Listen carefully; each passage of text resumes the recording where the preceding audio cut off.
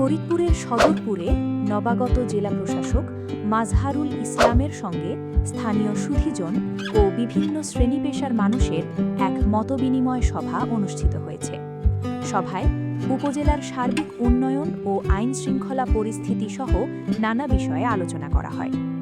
সদরপুর উপজেলা পরিষদ দরবার হলে আয়োজিত এই সভায় সভাপতিত্ব করেন উপজেলা নির্বাহী কর্মকর্তা শরীফ শাওন। অনুষ্ঠানে সহকারী কমিশনার রিফাত আঞ্জুম পিয়া, সদরপুর থানার ভারপ্রাপ্ত কর্মকর্তা আল মামুন শাহ সহ সরকারি বেসরকারি কর্মকর্তা, বীর মুক্তিযোদ্ধা ও সাংবাদিকবৃন্দ উপস্থিত ছিলেন। মতবিনিময় সভায় জেলা প্রশাসক উপজেলার সার্বিক উন্নয়ন, জনসেবা ও ভূমি ব্যবস্থাপনার মানোন্নয়ন নিয়ে উপস্থিত সুধীজনের মতামত শোনেন এবং সমস্যাগুলো দ্রুত সমাধানের আশ্বাস দেন। আমরা চাই যে দেশের যে নাগরিক আছেন সকলের সমান অধিকার।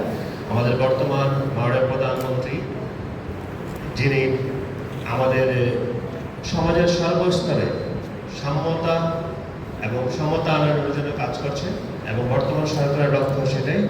আমরা সকল নাগরিক নির্বিশেষে আমাদের সবাই যাতে সুযোগ সুবিধা পান এবং আমাদের যাতে প্রান্তিক জনগণ আছে। এবং আমরা দেখছি যে সদরপুর একটা মেজর অংশ আছে চর, বিশেষ করে আমাদের কয়েকটি ইউনিয়ন। আমরা আজকে দেখলাম, বিশেষ করে আমি একটা আজকে প্রথম এসেছি, আমরা সবাইকে নিয়ে কাজ করবো এবং আমি আমাদের উপজেলা নির্বাহী মহোদয়ের সাথে সংশ্লিষ্ট যারা আছেন, আমাদের এই প্রান্তিক নাগরিকগণ যাতে তাদের প্রাপ্ত সুযোগ সুবিধা তাদের ন্যায্যতা নিশ্চিত হয় সেই বিষয়ে দৃষ্টি দেওয়ার জন্য অনুরোধ করছি। আর এর বাইরেও কিন্তু অনেক নাগরিক আছে, তো তাদের কিভাবে এই কাভারেজ বা এই পরিধিতে আনা যায়, এই সুবিধার আওতায় আনা যায়, সেটা নজর দেওয়ার জন্য আমি অনুরোধ করবো। আমার পক্ষ থেকে যতদূর সদরপুরের জন্য, সদরপুর উন্নয়নের জন্য করা সম্ভব সেটা আমি করবো, এই কথা বলছি। এর আগে জেলা প্রশাসক দিনব্যাপী সদরপুরের কুমার নদের ভাঙনপ্রবণ এলাকা ও নদী পুনর্খনন কার্যক্রম পরিদর্শন করেন। সফরকালে তিনি নারিকেলবাড়িয়া মাধ্যমিক বিদ্যালয়ের শিক্ষার্থীদের মাঝে শিক্ষা উপকরণ বিতরণ করেন।